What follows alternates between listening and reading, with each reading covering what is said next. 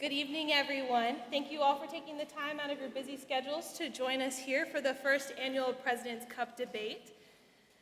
The Erskine College debate team is excited to have you all here and to have you experience our first debate on campus, as well as our first competitive debate. Many students on the debate team have no formal debate experience, including many of the students that you will hear from tonight. So as audience members, as well as judges, we ask that you be gracious, as many students may have been debating for a little more than a month at this point. But they're excited to showcase their newly learned skills and to discuss current topics in today's world with you as well. We'll be showcasing two different styles of debate tonight. The first debate will be a one-on-one Lincoln Douglas values-based debate. This will be between freshman student Catherine Van Horn and sophomore student Annie Bruner. Their topic for you all tonight is this: resolved, Erskine College should value instating a campus dress code. The debate will be most similar in style to an IPDA debate that these students will be participating in throughout this year.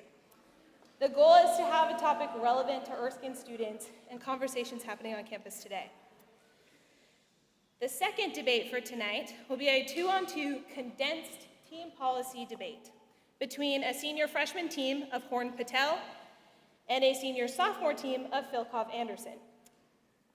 Their topic tonight will be this: resolved, the Federal Reserve should be abolished.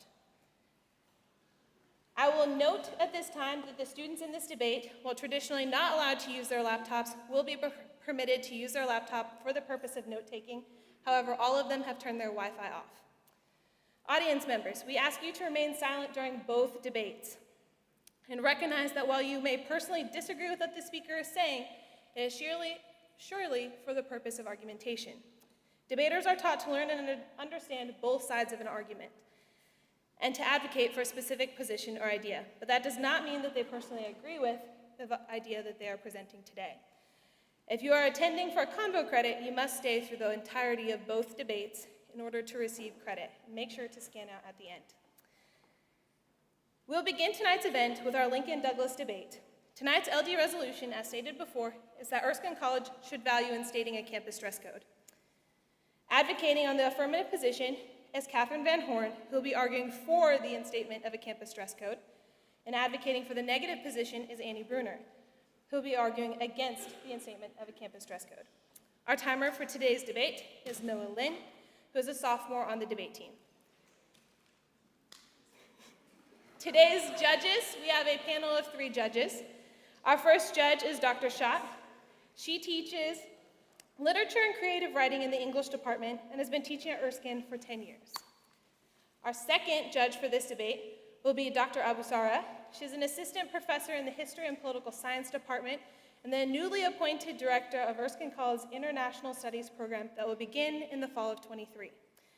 An expert in foreign policy, global studies trends, she earned her PhD in history from the University of Maryland and was a research fellow at the Center for World Religions, Diplomacy, and Conflict Resolution in Washington, D.C. before she moved here. Our final judge for this debate is Hope Seymour. She is the coordinator of alumni relations, and Hope graduated in 2019 with a bachelor's in history. She has a strong community, is one of her favorite parts of the Erskine experience, and she wants to extend the same welcoming spirit to the alumni that she serves. Judges of this debate, I would ask that at the conclusion of the debate, you exit the auditorium and your timer will escort you to the judge room. Please cast your ballot without conferring with one another, and then fold it in half and place it in the judge bin. After this, you are free to return to your seat if you so choose. Ballots will be counted at the end of both debates to determine the winner. At this point, if the Lincoln Douglas debaters are ready, then I will pass it off to them.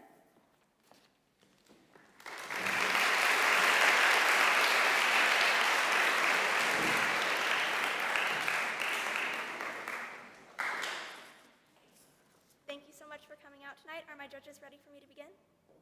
Is my opponent ready? Yep. All right. My name is Catherine Van Horn, and I strongly affirm the following resolution. Resolved, Erskine College should value instating a student dress code above an absence of institutional dress code. My definitions for this round are as follows. Value is defined by Merriam-Webster as to consider or rate highly. Instating is defined as to set or establish by Merriam-Webster. Student dress code is defined as a set of rules about what clothing may and may not be worn at a school, office, or restaurant by Encyclopedia Britannica. I would like to specify that I am not arguing for a set uniform. I'm instead advocating for guidelines that would ensure that clothing remains appropriate. My value for this round is institutional faithfulness, which is defined as the process by which Erskine College remains biblically faithful to the mission and vision of the college for the students and its community on campus. This is the best value for this round because the resolution speaks to the future actions of Erskine College. Our goal is to keep Erskine faithful to its founding principles so that we can preserve the positive aspects of Erskine for the generations to come. In order to win this round, the affirmative must prove that Erskine has a moral obligation to install a dress code, and the negative must negate the resolution. My first contention or point is this. Erskine should establish a student dress code because it brings honor to God. The Bible makes it abundantly clear that we are supposed to present ourselves in a way that honors God, as seen in 1 Corinthians 6, 19 through 20, quote, "Do you not know that your bodies are temples of the Holy Spirit who is in you, whom you have received from God? You are not your own. You were bought at a price. Therefore, honor God with your bodies," end quote. We are morally obligated to honor God with our bodies, and the way that we dress is a part of how we accomplish that. This is illustrated by 1 Timothy 2, 9 through 10, which says that, quote, "Women should adorn themselves in respectable apparel, with modesty and self-control, not with braided hair and gold or pearls or costly attire, but with what is proper for women who profess godliness, with good works," end quote. We cannot ignore the fact that the Bible commands us to dress appropriately. Since Erskine College is a Christian institution, we are morally obligated to create rules that line up with what the Bible commands. And even if not all Erskine students are Christians, they've chosen to come to a Christian college, and thus shouldn't be shocked when that college enforces biblical standards. My second contention is that Erskine should establish a student dress code in order to prepare students for life outside of college. When evaluating this case, we need to keep in mind that college is meant to prepare students for the professional workforce. We're actually giving our students a disadvantage by not teaching them how to dress for a professional environment while still in college. Even students with degrees in informal fields, such as sports, need to know how to present themselves appropriately for certain environments, such as job interviews. In addition, a classroom setting does require a certain level of professionalism, which it is not unreasonable for Erskine to expect of its students while on campus. My third contention is this. Erskine should establish a student dress code because an informal dress code harms students. Erskine already has an informal dress code in place that allows teachers and RDs to correct students, but this informal system puts unnecessary pressure on both the teachers and students. It allows teachers to inform RDs if they believe students are dressing inappropriately. However, this is entirely subjective and up to each teacher's personal opinion. Since different teachers have varying opinions on modesty, this can leave students without a clear idea of what to wear. All in all, an easily defined and understandable dress code that could be enforced on a higher level without pressuring teachers and RDs would be significantly easier for everyone involved. Thank you, and I now stand open for cross-examination.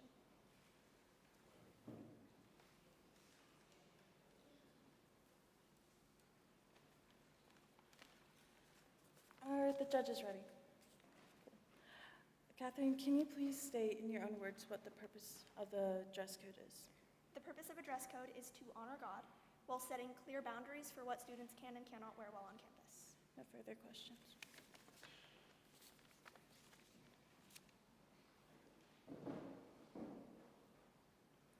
Alrighty, are the judges ready? Audience, are y'all ready? Yes. Awesome. Catherine, are you ready? All right, good evening, everyone. My name is Amy. All right, let's start that over. Good evening, everyone. My name is Annie Bruner, and I stand against the resolution that Erskine College should not instate a student dress code.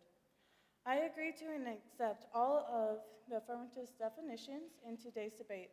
However, I would like to present my counter value, the ultimate value I believe we should hold in today's debate. My value is personal freedom.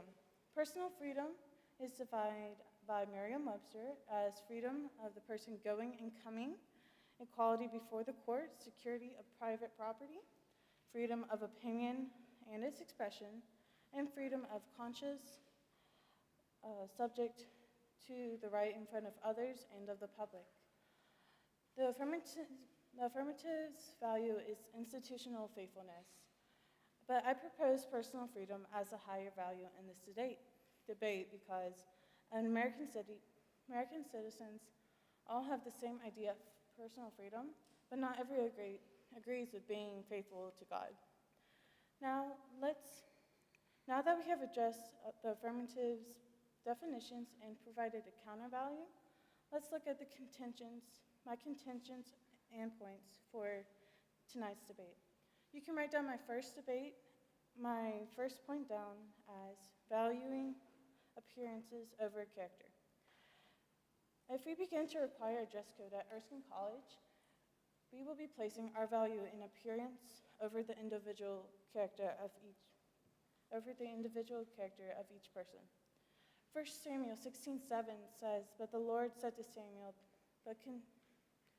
do not consider his appearance or his height, for I have rejected him." The Lord does not look at the things that people look at.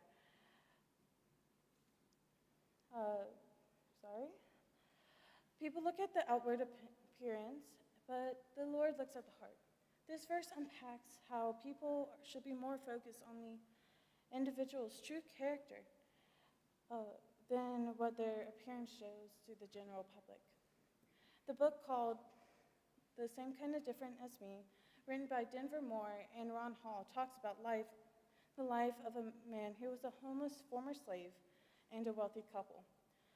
After these three met at a homeless shelter, the homeless man led the couple back to Christ and following God truly.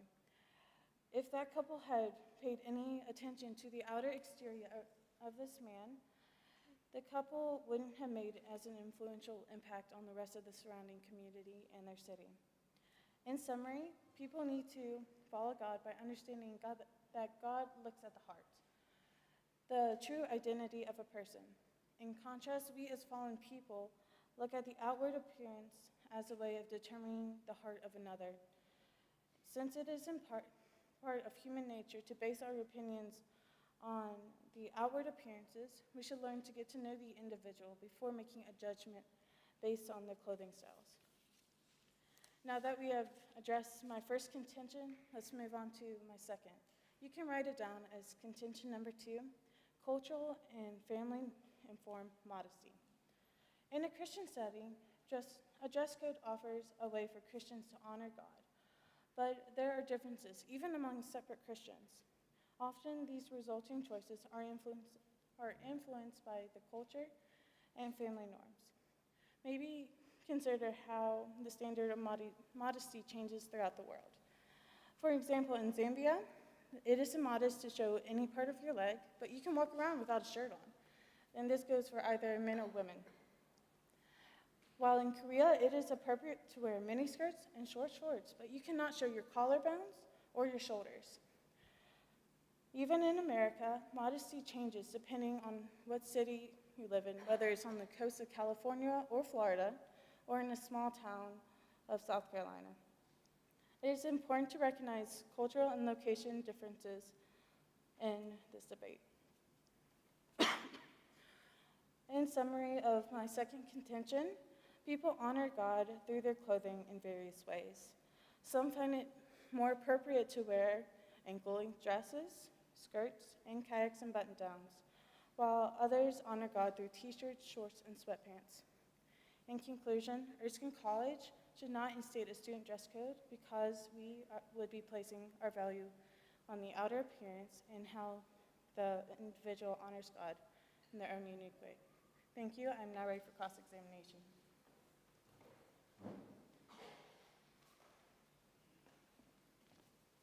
Are my judges ready? Annie, do you agree that the Bible commands good things? Yes. As Christians, are we obligated to enforce and follow the commands of the Bible? Yes. Does Erskine need to stay true to its mission statement? Yes. No further questions? Thank you.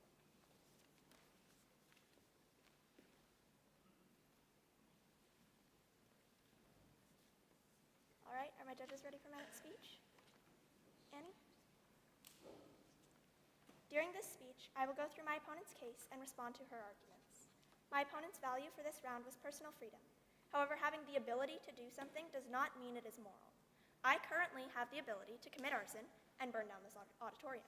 However, that would not be morally acceptable.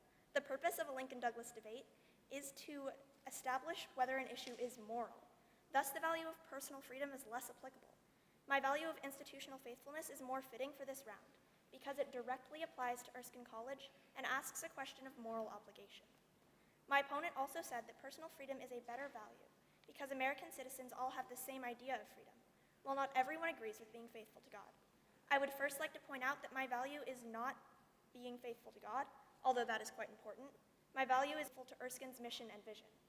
While that does involve honoring God, it more broadly encompasses where Erskine is going in light of the principles it was founded on. But to speak more directly to my opponent's point, even though not all Americans agree that being faithful to God should be a priority, it still should be. The Bible contains truth, regardless of whether or not you believe Christianity. My opponent's first contention is that a dress code values appearance over character. However, the two are not mutually exclusive.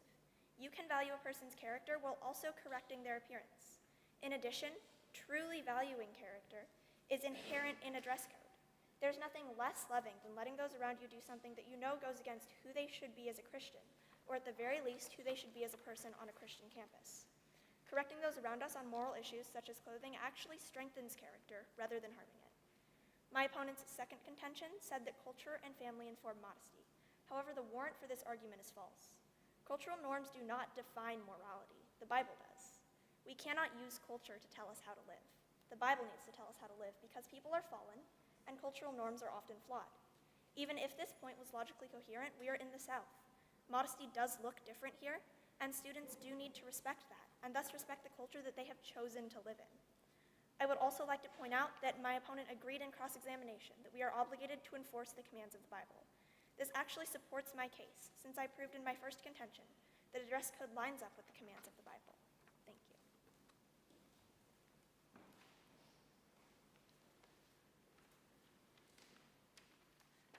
Alrighty, everyone. This is the last time you'll hear from me, so I hope I do a good job of convincing y'all. Are my judges ready? Audience? Yes or no? Come on, guys. I know it's going to be a long night. Come on, guys. Good? All right. In my first speech, I brought up my value of personal freedom as being the highest value in this debate. My opponent responded by saying by placing personal freedom as the highest value standard goes against the biblical mandate to lean on God and for our understanding. Before I respond to this point, I would like to give you some background for the demographics of Erskine College. Erskine College is what would be considered a missional school, not a covenantal school, meaning that it holds to the Reformed theology of the ARP Church. However, it does not require a student to come onto this campus being Christian. In fact, many of the students here come from a different faith backgrounds and different walks from life. Therefore, we must walk the line of being gracious to each other in order to effectively present the gospel and holding people accountable to the Bible. As an institution, we must choose whether, where, and when we ought to effectively share the gospel with students on this campus and in the surrounding communities. I agree that placing personal freedom over the commitment to the Word of God would be immoral. However, as I stated in my previous point, there is no set definition of Christian dress or Christian modesty. It changes depending on where you live. Therefore, Erskine is stuck in the middle of enforcing a small town, South Carolina, view of modesty, which may be perceived as a little bit restrictive, and to our non-Christian students, or allowing students to dress as they choose on campus. This is the reason why I believe the latter is the better stance for the institution to hold, because it enables students and staff to engage with each other about appropriate attire when they see situations where it needs to be addressed, rather than creating a blanket policy which may harm the witness of the gospel to the non-Christians, students on this campus. For my opponent's first point, I agree with her. Sometimes the most loving thing we can do to another person is to correct them. However, this correction needs to come from a person that the student can easily hear it from. This advice may come from a parent, close friend, or an individual they respect, but it has to come from someone they can hear it well from. This usually is not the case with an established dress code, as a dress code infractions can be treated like violations, not exactly as caring. It is also important to bring up the fact that with a dress code, someone would not be able to tell where another's morals or heart currently is, and how to appropriately reach them where they are at that time. Another one of my opponent's points was that cultural norms do not equal morals. I would like to point out that the Bible has no set dress code. Like a skirt has to be 2 inches below the knee, or a shirt might have to have a certain neckline. As mentioned earlier in the speech, and in my previous speech, Erskine College as an institution is walking the line of a small town in South Carolina's view of modesty and representation of many countries across the world through the students. In response to my opponent's second contention, an established dress code would prepare students for life outside of college. It will be beneficial to point out that no one knows what's going to happen after college. No one knows what's going to happen in 20 minutes. During the college years, 80% of college students change their major at least once. On average, a college student changes their major at least 3 times. These numbers come from the National Center for Education Statistics. Even if everyone didn't change their major, every individual has different intentions on how they can each use their major after college. By the looks of things, my time is out for the speech. I urge the judges to stand against the resolution that there should be a dress code at Erskine College because it may cause more harm than good to the individual. Thank y'all. Have a good night.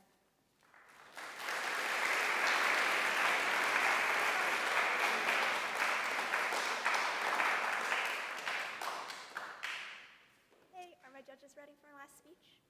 Annie? All right. As a brief roadmap, during this speech, I will respond to my opponent and then give voting issues, which are essentially why I think that the affirmative won this debate. My opponent says that we should value personal freedom over institutional faithfulness because the Bible doesn't offer any set standards of dress. However, this doesn't actually address why Erskine should value freedom over institutional faithfulness. And while I do agree that the Bible doesn't provide an exact dress code guideline, the Bible does provide a set moral principle that we should seek to uphold as a Christian institution. A dress code that honors those moral principles would be both biblically faithful and necessary. In response to my opponent's point that an informal dress code would be preferable, I would direct you to my third contention. An informal dress code like the one my opponent suggests actually harms students, rather than providing a witness of the gospel. My opponent defended her first contention, saying that correction needs to come from people that we have a connection to. However, the warrant for this argument is false. If we were unable to receive correction from those that we didn't have connection with, our world and Erskine's campus would be complete chaos. Additionally, this argument is assuming that those enforcing the dress code would not be doing so out of love, but out of a heart of correction. This is not necessarily the case. At Erskine, we have faculty and staff members who truly care about us as people, and that would not change if a dress code was introduced. In defense of her second contention, my opponent again said that the Bible doesn't include a set dress code, but I would say that the Bible does include a set moral principle about the way that we dress, and that we are morally obligated to follow that principle. Lastly, my opponent responded to my second contention by saying that since many college students have no idea what they are doing after college, we do not need to prepare them for specific fields. However, this is exactly my point. College is meant to prepare for all walks of life, and we don't know what we're doing. That's exactly why we need to be prepared for anything. I don't know if in the future I'm going to be in a situation or a career that requires formal attire, and that is exactly why it's helpful for college to teach me how to prepare for those situations. I'm now going to move on to my voting issues. I believe that the affirmative won this debate for 2 reasons. I fulfilled the burden given at the beginning of the round, and I fulfilled my value of institutional faithfulness. First, I fulfilled the burden. At the beginning of this round, we established that in order for the affirmative to win the debate, We needed to prove that Erskine had a moral obligation to establish a dress code. By providing biblical evidence for godly modesty, I believe I fulfilled this burden. Second, I fulfilled my value of institutional faithfulness. At the beginning of the round, I defined institutional faithfulness as the process by which Erskine College remains biblically faithful to the mission and vision of the college. Erskine's mission statement is, quote, Erskine College exists to glorify God as a Christian academic community where students are equipped to flourish and prosper as whole persons for lives of service through the pursuit of undergraduate liberal arts and graduate theological education, end quote. As seen in this mission statement, Erskine exists to glorify God. I've proven in my first contention that a dress code not only glorifies God, it also follows his direct commandments, and thus it follows that establishing a student dress code would be in line with Erskine's mission. In conclusion, Erskine is morally obligated to instate a dress code because a dress code honors God, prepares students for life outside of college, and removes the flawed informal dress code. Thank you, and I strongly urge an affirmative ballot.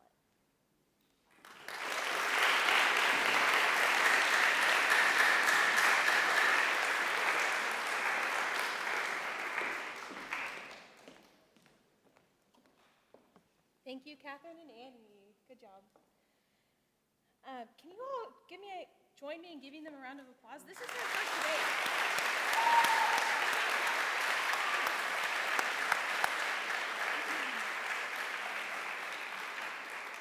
Okay, judges, for this debate, you guys can follow your timer. He's going to take you to the judge room where you can cast your ballot and put it in the basket in there.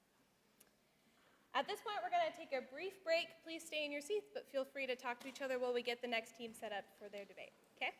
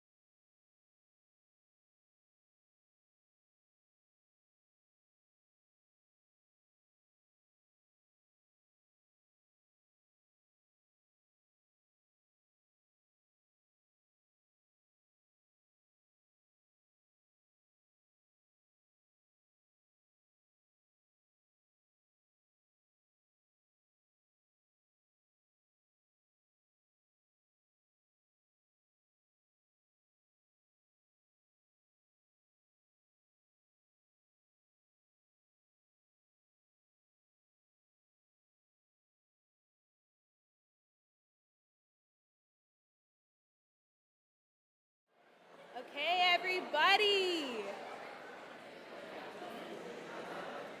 All right. I'm going to bring us all back together. I want to thank you for your participation and listening to our first debate. We are now going to continue on to a second debate. This is a different style of debate. It is a two-on-two policy-based debate. Traditionally, team policy debate is an hour-and-a-half debate, but for the purposes of tonight, we have shortened every single speech. So a traditional speech might be 8 minutes. It's now 6 minutes in order to not keep you guys here super late. For the second debate, we had the speakers of Jonathan Horn and Harvey Patel on the affirmative team, They are a senior-freshman combo. And then on the negative side, we have Catherine Anderson and Tomei Filkov. They are a sophomore-senior team.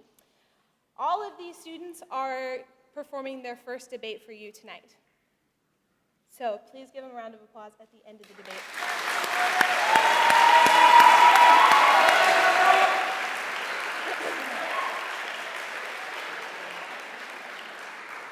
This debate will include 4 constructive speeches with periods of cross-examination after each speech and 4 rebuttal speeches where they will be going against each other's arguments. Our timer for this debate is Dalton White. He's a freshman on the debate team, and we have 3 judges judging this debate specifically. Our first judge is Coach Brian Newhouse. Brian Newhouse received a JD from Florida Coast School of Law, and he is additionally a new member to the Erskine community as the running backs coach for the Erskine football team. Our second judge for tonight is Miss Tracy Spires. She currently serves as a registrar at Erskine College and has worked at Erskine for 24 years. And our third and final judge for this evening is Kelly Sims. She graduated from Erskine College in '95 with a degree in elementary education and currently sits on the board of trustees at Erskine College and Seminary. She homeschools her children and works in the local schools as well as directing a classical conversations class each week. Thank you, judges, for taking the time out of your schedule to judge for us tonight. Debaters, if you are ready, then I will turn it over to them.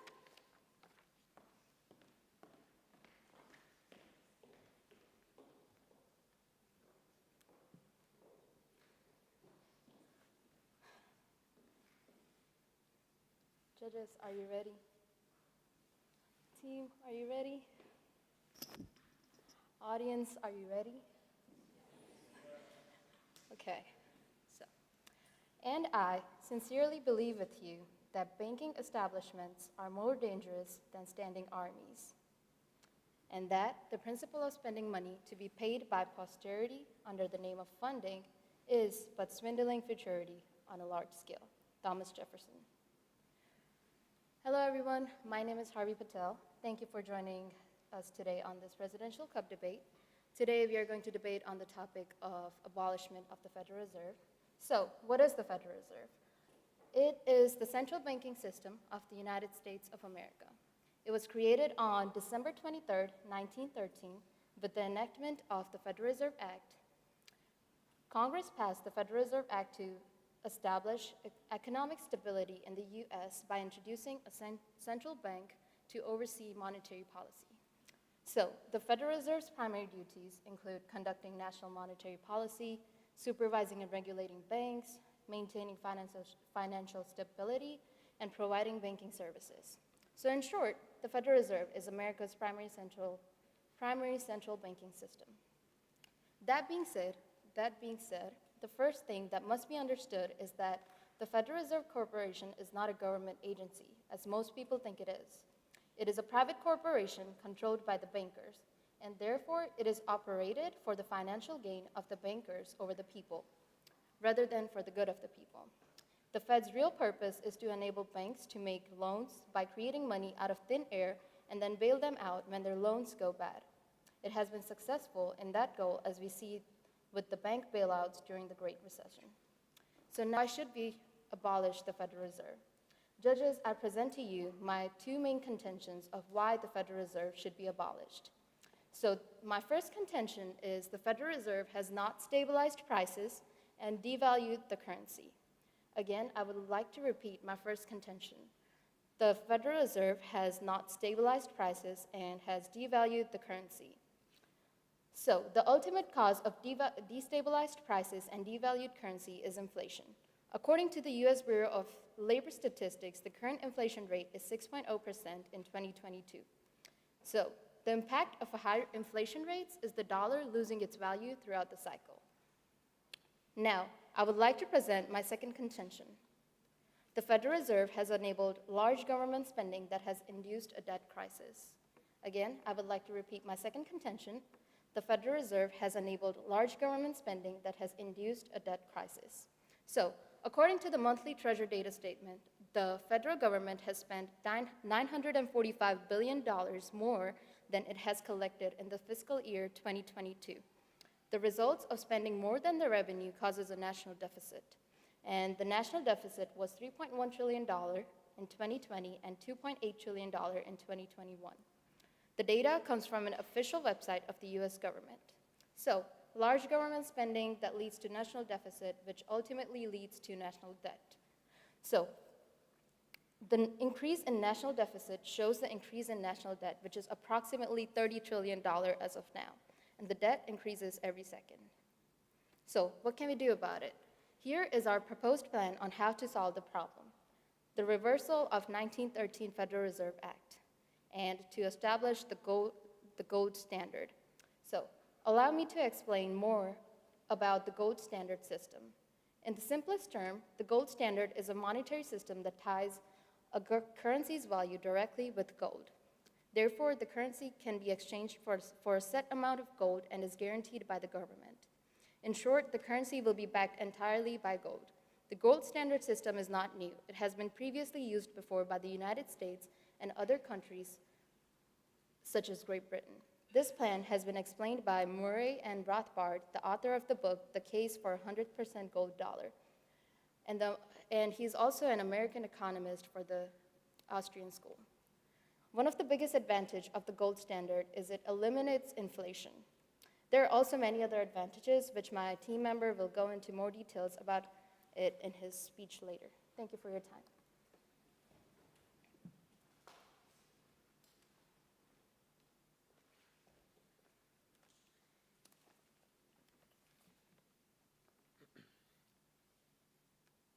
In your speech, you discussed the Federal Reserve Act of 1913. In your own words, can you explain what the act is? Sure, it's the legislation in the United States that created the Federal Reserve System. Regarding contention 2, can you provide me with the source along with the year? Sure, the source was monthly treasury data statement. It came from fiscaldatatreasury.go, and the statements are updated monthly. Your plan mentioned the gold standard, but I didn't hear a proper source. Do you have a source? If so, can you provide it right now? Sure, this has been explained by Murray and Rothbard, and he's also the author of the book, The Case for a 100% Gold Dollar. Follow-up question regarding your plan. Do any countries utilize the gold standard today? No, not today. Thank you so much.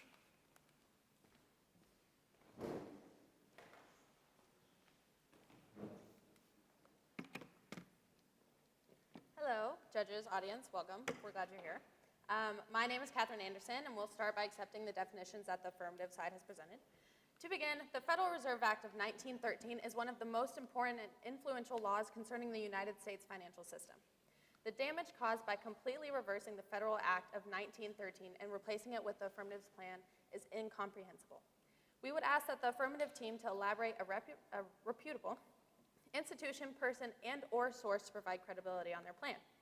An article from Investopedia that was originally published in 2018, but recently updated in January of this year, states that financial panics before 1913 were very common occurrences because investors were unsure of the safety of their bank deposits. When the Federal Reserve Act of 1913 was brought forth by President Woodrow Wilson, he allowed the Federal Reserve to, quote, print money and policy tools to ensure economic stability. And that quote comes from federalreserve.org. To give more background about the United States history, before the Federal Reserve was created, the United States created centralized national banks in the 1800s that were state chartered, which allowed for them to issue their own currency backed by gold. However, unstable financial markets presented themselves throughout the late 1800s and early 1900s, specifically in 1893 and 1907, when these unstable markets in turn resulted in market crashes and depressions. Hence, why President Wilson created a solution for these unstable markets. The answer being the Federal Reserve Act of 1913. This brings me to our first contention, which you can write down, as contention 1, established a national currency. Before, and as previously mentioned, tens of thousands of currencies were being used in the US that were backed by gold. The 1913 Act helped to solely have our country use the United States dollar as their currency of the United States. With the simplicity of using one main currency, it allows for our economy to run as smoothly as compared to the unstable markets in the late 1800s and the early 1900s. This also allows for the Federal Reserve to have loan control on the United States dollar supply throughout the country to ensure our country runs smoothly. Leading me into our second contention that you can write down as, contention number 2 represents the country's financial interests. The Federal Reserve was created by our government to represent the country as a whole and to regulate and support our financial interests. While the Federal Reserve was created by the government, it is not run by the government. The Federal Reserve is run by 7 board members who are elected to their position and carry out a staggered term of 14 years. The President appoints a new member every 2 years, and the U.S. Senate confirms them. This allows for no president or congressional party majority to have the ability to control or dominate the Federal Reserve. The board members are business-focused individuals rather than political leaders, which is why the Federal Reserve has the country's financial interests as their main focus. Without the Federal Reserve, the financial interests would be represented by the banks that are more concerned with the private sector rather than the public, which was previously what happened in 1893 and 1907 when our country experienced 2 market crashes and depressions in less than 15 years, proving that the Federal Reserve and its independence is critical to the safety of our country and its financial system. Now, that we have seen why we need the Federal Reserve and the benefit it has brought to us over the years, we will address one of the affirmative team's contentions. In their first contention, they stated that the Federal Reserve has not balanced inflation rates and gave a statistic talking about how the inflation rate has gone up from 2.3% in 2012 to 6% in 2022. However, the Federal Reserve policymakers target and maintain a consistent inflation rate of 2%. This 2% inflation rate was consistent from 2012 till 2022. The affirmative makes their statistic looks like the inflation has constantly risen that percent till now. However, it stayed at the 2% inflation rate until recently, 2022, this past year, that it went up to 6%. This higher level of inflation rates allows for the Federal Reserve to have more wiggle room, so to speak, in the event of a possible recession. Thank you.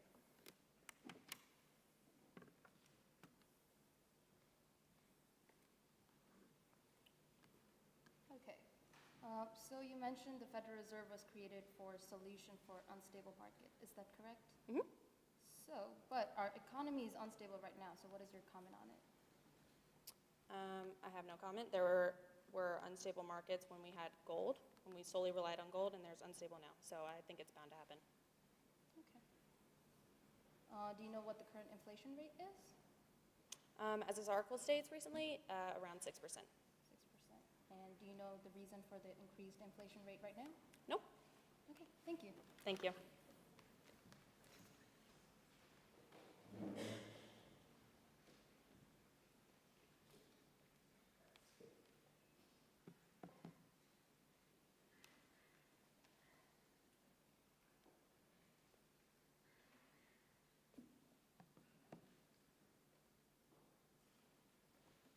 Judges, are y'all ready? Y'all ready? All right, let's get started. So, before I begin on some advantages of the gold standard, I would like to respond to some things that our opponent said. First, their first contention was that it establishes a national currency. They talked about how the Federal Reserve is responsible for controlling the U.S. dollar supply throughout the country. Yes, it is true that historically there were thousands of currencies, yet that does not have anything to do with the gold standard. The gold standard implies that money, whether one uses the US dollar or not, is backed by gold. To put simply, currencies are only a medium of exchange and has no value in and of itself. Money can only function necessarily if all agree upon its exchange power. Therefore, the point does not stand. They also talked about how the Federal Reserve represents the country as a whole and its financial interest. Well, there is approximately 329 million people in the United States. Many of us have different ideas about how to spend our money and how to save our money. I think that it's safe to say that one institution does not have the entirety of American economic philosophies pinned down. In fact, the debate we are having right now proves that the Federal Reserve does not have the financial interests of all Americans in mind. They also talked about how the Federal Reserve is independent of the government. As our opponents mentioned, the Federal Reserve leader is selected by the President of the United States, confirmed by the Senate. If the Federal Reserve is truly to be independent of the government, why is the government involved with selecting the highest ranked members in the Federal Reserve? They also talked about inflation rates being on average 2% from 2012 to 2022. Yet before that, the inflation rate was anywhere from 13.5% in 1980 to a deflationary period in 2008. So that is a huge margin between those. All right, so now I would like to submit some advantages of the gold standard. First, it eliminates inflation. The gold standard is a fixed monetary system by which it eliminates inflation.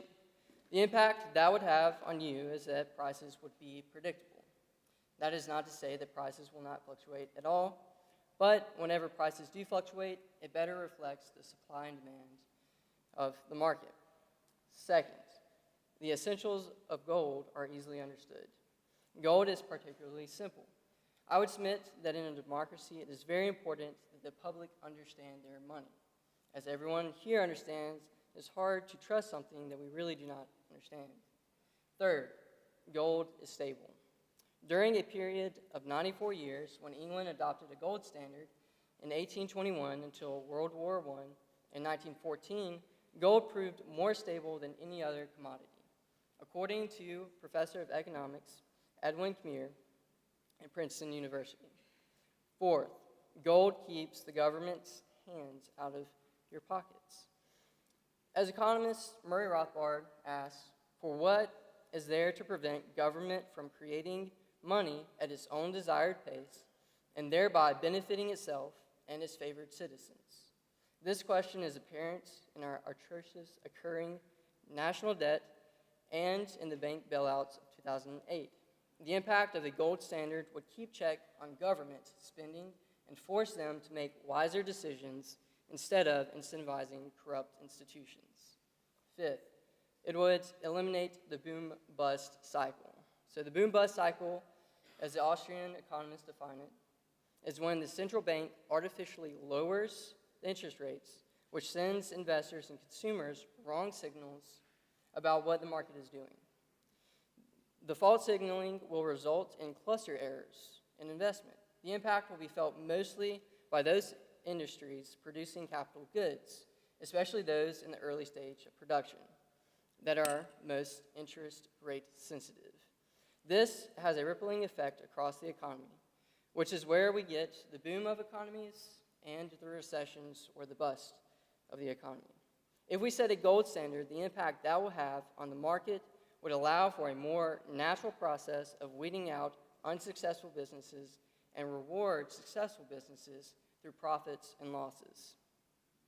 An unhampered and well-functioning market will always see changes in business failings. However, the failures of unsuccessful businesses will be concentrated and not systematic. Therefore, we should no longer stand for the Federal Reserve's draconian economic measures and put the markets back to the hands of the people.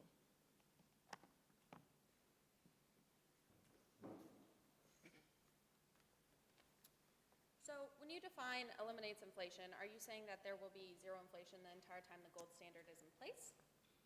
So when I say eliminate inflation, if we look back in history from 1880 until 1914, which is known as the classical gold standard era, there was 0.1% inflation. So there might be a little bit of inflation, but. Okay, and then how do previous financial crises support your point of eliminating inflation? Well, in any kind of running economy, there's always going to be some kind of economic crisis. The matter is whether how severe it is or not. Okay. What year do you have for your Princeton source? 1944. Okay. And how is your source, since it's almost dated 100 years old now, still applicable today in a society that has clearly changed a lot since 1944? Well, the 1944 source was pointing back to a date from 1821 until 1914, so the author of that source was commenting on a period of time that's still the same in 2022 as it was in 1944. Okay. and it might be still reputable today, but could you have not found a more recent article that details the same exact information? Well, I could have, but the economist who wrote that article is very well respected. He was a professor at Princeton, and he is very knowledgeable about that specific time Do period. you know the name Of the professor? Edwin Community. Okay, thank you.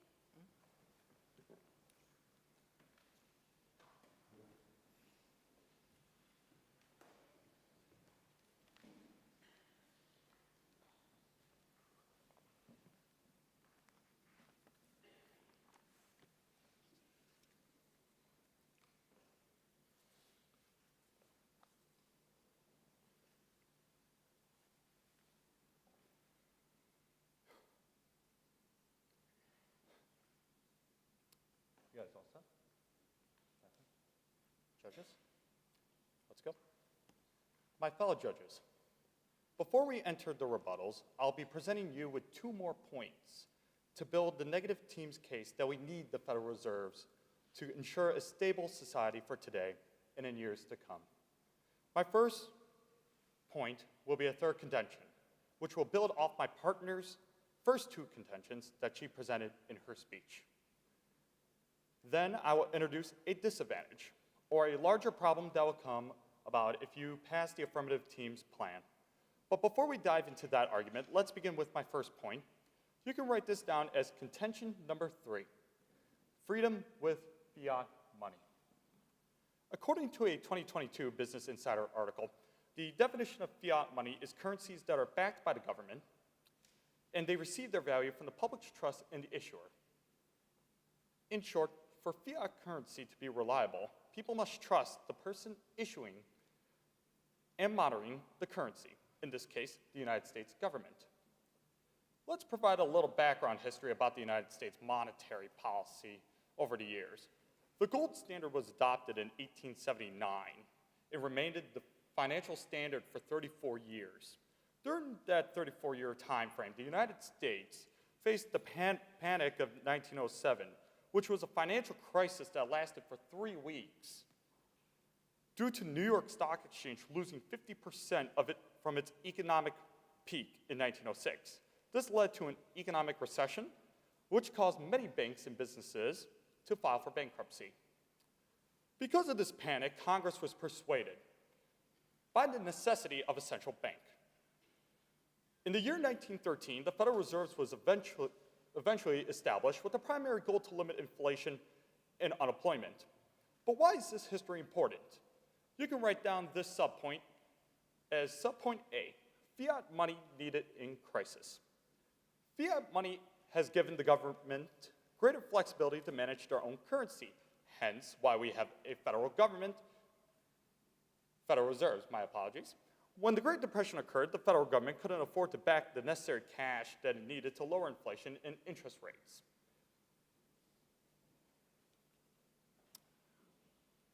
During the Second World War, the Federal Reserve was able to bring several government securities together and inject much needed cash into the country and help inflation remain low.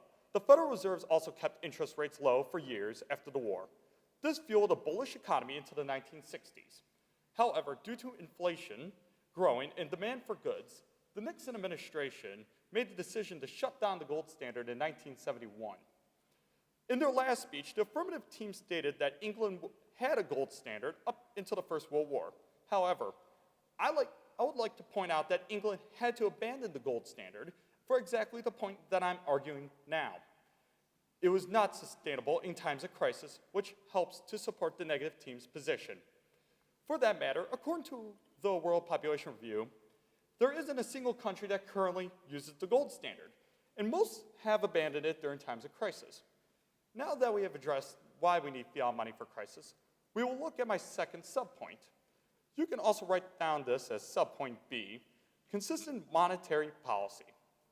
Fiat money gives the government the ability to set up monetary policy.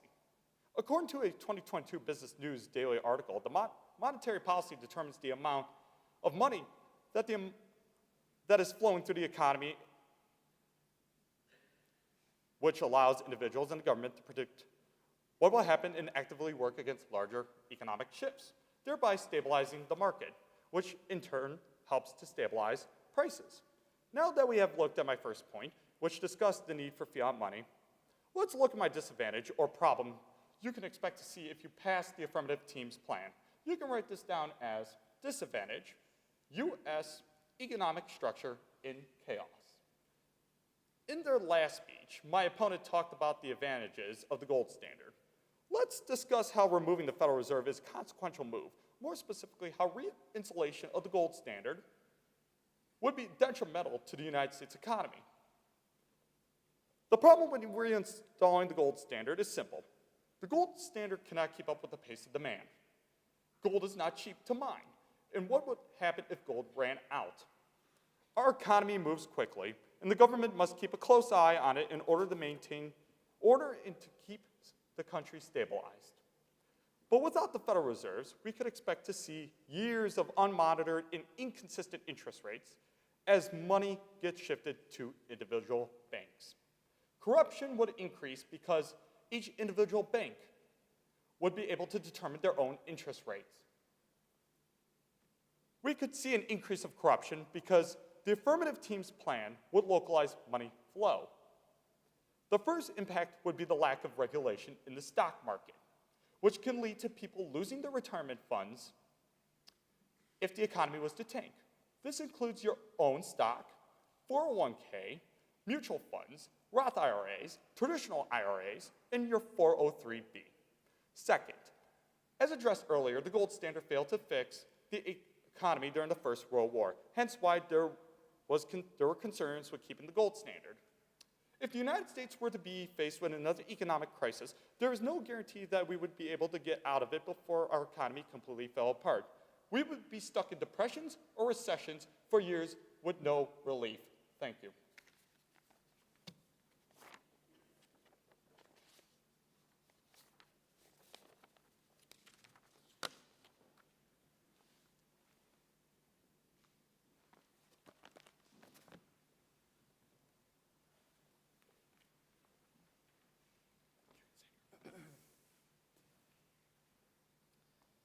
So America was on the gold standard, the classical gold standard era from the late 1870s until 1913. Did the economy expand during that time? Can you repeat the middle part of your question? Yeah, so America was on the gold standard from the late 1870s until 1913. Did the economy expand? Yes, and let me point out that the United States has been in the gold standard from 1879, if I'm correct, to 1971. Okay.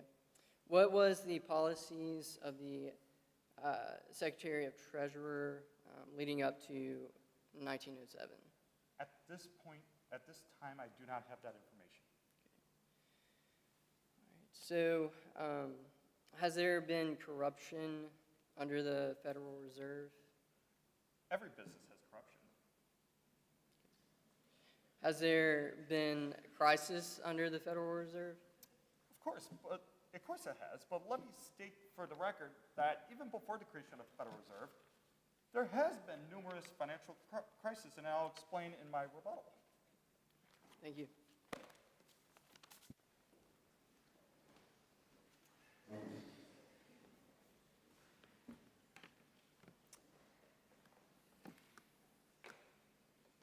Hello, judges. I will be starting with the first rebuttal of this debate. I will start off by responding to the previous statements made by the affirmative side, and then I will provide some more insight for why the Federal Reserve should not be abolished. Regarding the affirmative side involving currencies as a means of exchange, we agree. However, they also stated that the value of currency itself somehow does not hold value. From this, we can conclude that by installing the gold standard, it also has no value in accordance with this statement. If my opponent has directly said that currency has no value in of itself, then why are we arguing to have the gold standard as their means of currency? Having trust and faith in the government is what gives our country's currency value today, and they want to diminish its importance? This goes to show how important the Federal Reserve is in determining a set currency for the United States, one that is not the gold standard. We disagree with their claim because if we don't have a central currency, let alone a central bank, then we would be forced back into the system with the potential for thousands of different currencies.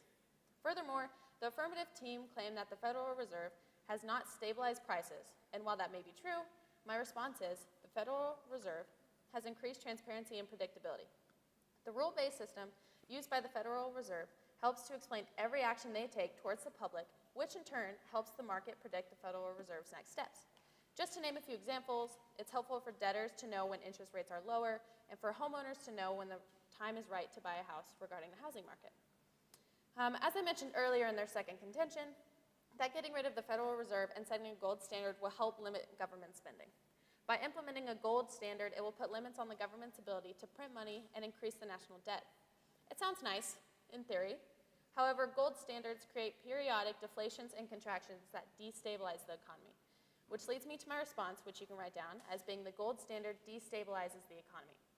Since gold is needed to be obtained first in order to back up money, economic growth can and will outpace the growth in the money supply. Whenever this stagnant period of waiting for more gold occurs, deflation and economic contraction occur. Between the years of 1913 and 1971, when the United States relied on some form of the gold standard or another, deflation occurred in 12 separate years. Since 1971, when we completely abandoned the gold standard, the only deflation we have seen was in the year 2009. As previously mentioned in my first argument, between 1879 and 1933, the United States had numerous financial waves of panic that were caused by the contraction in the money supply reliant on the gold standard. Just to name a few of those financial years of panic, there was 1879, 1884, 1890, 1893, 1907, 1930, 31, 32, and 33. That all comes from the gold standard org. As the infamous saying goes, the devil you know is better than the devil you don't. We are able, and while it may not be the absolute best outcome, it is still managing to keep our country and its financial system intact and more than functioning. They also want to argue that the Federal Reserve has caused several recessions under its order. However, can we also not argue that the Federal Reserve was the reason we were able to bounce our country back from every single recession we have endured? Without the Federal Reserve, as we know it, who knows how many recessions there may be in the future, and if our country could ever financially recover. The history of the gold standard was rocky throughout its entire lifespan, and the affirmative thinks that implementing a previously failed standard is best for our country. Our contentions just go to show how important it is to maintain the Federal Reserve in our country's financial system. Thank you for all your time today. It was a pleasure speaking.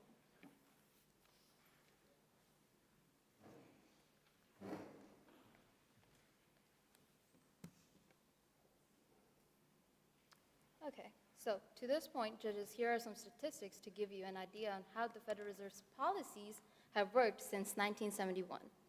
According to the Economic Policy Institute, productivity has increased from 90% to 246%, while compensation has only gone from 90% to 115%. Now, I would like to mention how currency is devalued throughout the years. According to the U.S. Bureau of Labor Statistics, one U.S. dollar has depreciated 86% in the last 50 years, so since 1972. The depreciation directly lowers the dollar's purchasing power. Thus, $1 in 1972 is worth like $6.99 today. When $1 is equivalent to $6.99 over time, then the real value of a single United States dollar diminishes with time. In other words, a dollar will buy you fewer items at the grocery store than it previously would otherwise. Now, let me first address the third contention from the second speaker of the negative side that preached freedom with fiat money. I'm going to give you one major drawback of fiat money right now, which is it drives the economy's hyperinflation. A primary disadvantage of fiat money is that it risks losing its value due to inflation or becoming entirely worthless during hyperinflation for the simplest reason that it is not backed up by physical reserves, especially commodities such as gold and silver. It is important to highlight the fact that fiat money derives its value from this particular principle, in which money can be created without gold, or more specifically, out of thin air at the expense of inflation. We can also see the current inflation rate of 8.3%. So if the Federal Reserve has been maintaining a 2% rate, why is it increasingly severely right now? The answer is simple: the increase of government spending. I would also like to clarify our opponent's misunderstanding about running out of gold. The gold standard is not about supply, but about maintaining stable currency value. You don't need to have piles of this precious metal for a gold standard to work. Gold simply serves as the anchor of value. You can keep a constant dollar value by using the gold price as a barometer. Okay.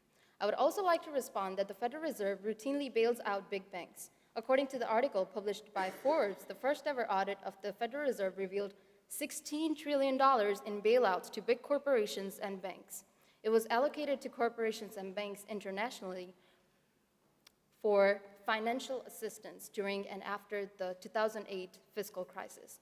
Yes, I believe that there is corruption in every system. However, do you not think that corruption under Federal Reserve is severe? Secondly, I would like to address the negative side speaker where the speaker mentioned something along the line of increased transparency. But I would like to respond with, are we really aware of the corruption that lies within the Federal Reserve? The clear answer is no. I would also like to add that the opponent mentioned in her contentions that Federal Reserve helps run the country smoothly. However, since 1971, there have been already 7 different recessions. Few of the examples are the oil embargo recession and the Iran and Volcker recession. This happened because of corrupt mortgages that banks sold to unqualified buyers. This gave way to a severe contraction of liquidity in the market.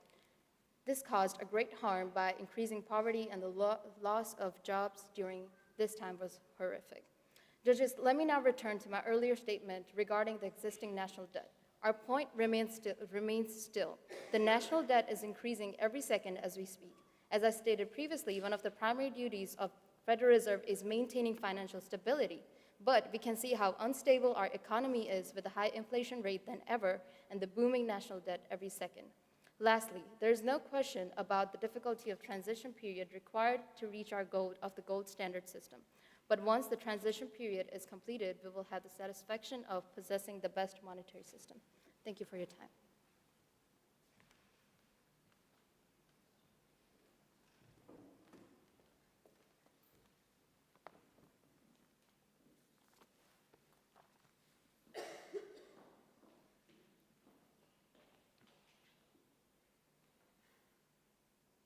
My fellow judges, let me present 2 reasons why we have won this debate.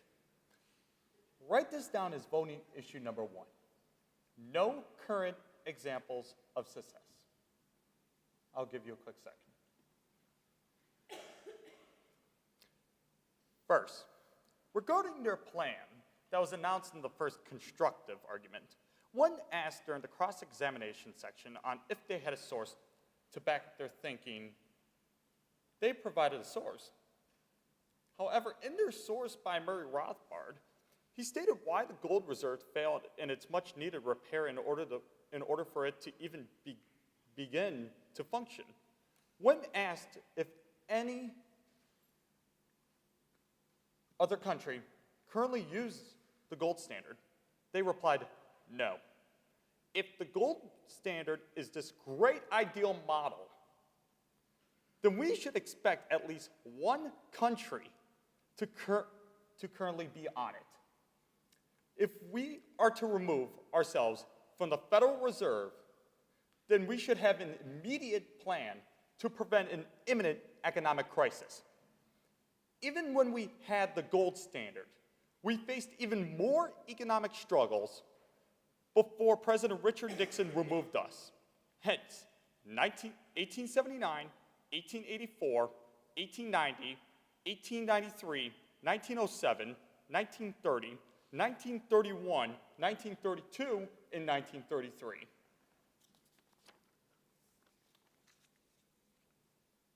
Now you can write down our second voting issue, fiat money in crisis. I'll give you a quick second.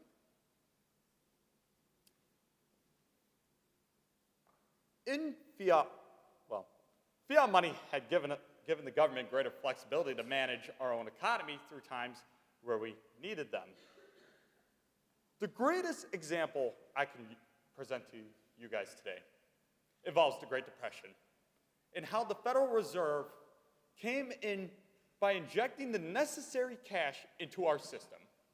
In the Second World War, if the Federal Reserves weren't there to lower the interest rates, who knows if we can even supply our allies let alone ourselves, in the fight against fascism. To conclude, fiat money has proven itself to be more than worthy and necessary for our country's monetary system. I want to thank everyone for coming, and thank you for listening to what I had to say in support of maintaining the current system along with my partner's speech. Thank you.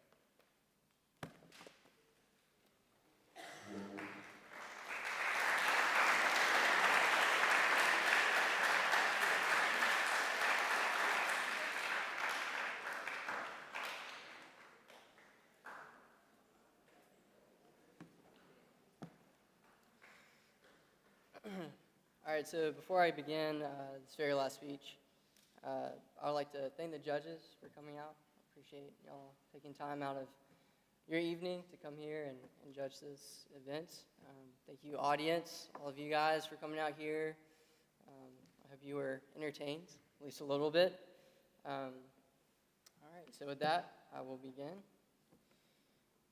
Now, before I give reasons why I think we won, I would like to respond to just several things that they said very briefly. So in the panic of 1907, the bank panic, 1907, it's worth noting that the U.S. Secretary of Treasury was L.M. Shaw, who sought to turn the National Treasury into a central bank. He would perform tasks such as to buy back government bonds from government banks. Second, the Panic of 1907 was not a very good reason to create a central bank. Just because you have a central bank does not preclude you from stock market crashes. An example would be the 1973-1974 stock market crash, which led to a 45% decrease in value, which of course is not long after the Americans went off the gold standard. Next, I'd like to respond to talks about deflation of the gold standard. The idea that deflation is a single cause to not allow for the gold standard does not stand, because history proves that the times of deflation was not just because of the gold standard. In fact, our opponents mentioned the 1930s, which, of course, the Federal Reserve existed, so that's something to keep in mind. Also, something else to note is that their arguments during the recessions, during the gold standard era, the economy recovered. So if their argument hinges upon the fact that we need a Federal Reserve to stabilize and maintain the economy, then how did the economy recover during the gold era age? Therefore, the claim that deflationary eras are specifically caused by the gold standard does not stand. And then also, just to briefly respond to the fact that gold cannot keep up with demand. As stated already, gold can certainly hold with the demand of the economy. If you look at England, as I've already brought up, in countries not on the gold standard is arguably because governments want more control. So this is very important. They talked about how there's no country right now that is on the gold standard. Well, we see governments wanting to take more control of the economies. So now I'm going to give you reasons why I think that we won. So voting reason 1. Abolishing the Federal Reserve would end the boom-bust cycle. This is very important. Our opponents have not yet been able to overcome that the elimination of the Federal Reserve would end the cycle of continuous recessions caused by artificially injecting money into the economy. Since 1971, the economy has experienced 7 recessions. These vary in impact, but all are national in scope and all are systematic. Eliminating the Federal Reserve would allow for a far less systematic economic downturn and allow for the markets to naturally correct itself. My second reason why I think that we won is because government spending has gotten out of hand. As Murray and Rothbard so eloquently stated, governments everywhere and at all times are short of money, and much more desperately so than individuals and business firms. The reason is simple. Unlike private persons or firms who obtain money by selling needs and goods and services and others, governments produce nothing of value and therefore have nothing to sell. Thus, they resort to taxation. But recently, the Federal Reserve has allowed for their spending to go beyond comprehension. This will cause far greater consequences than is foreseeable. Therefore, I give you these reasons why the gold standard should prevail in the American economy, rather than to continue to allow for central banks to drive the economy to the ground. Thank you.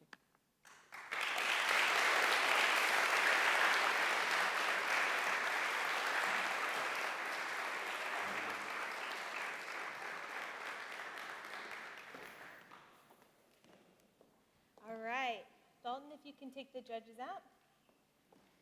At this point, we're going to take another brief break while the judges fill out their ballots and cast their vote. So you're free to talk with the people around you. Please do not leave your seat, as we'll return in just a moment to announce the winners. Thank you.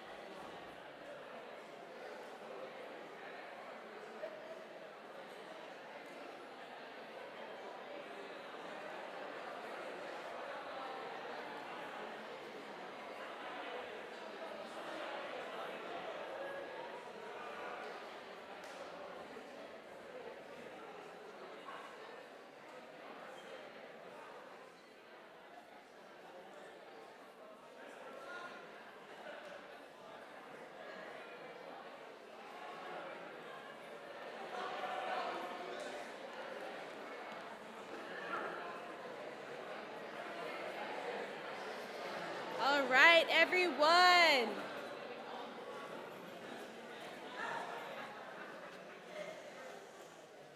If I could ask you all to be quiet for a second, we will announce our winners.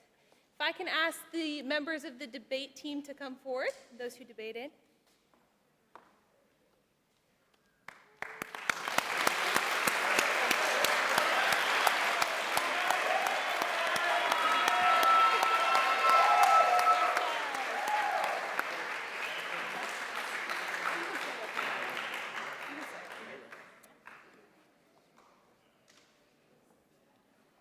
All right, to announce the winner of tonight's Lincoln Douglas debate of the first annual President's Cup debate is Catherine Van Horn.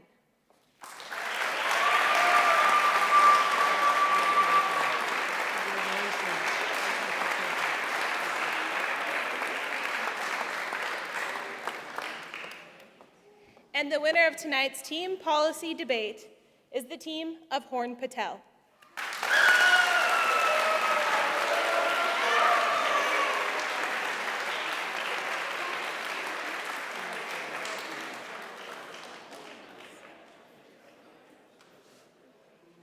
If you guys could give one more round of applause to these incredible debaters.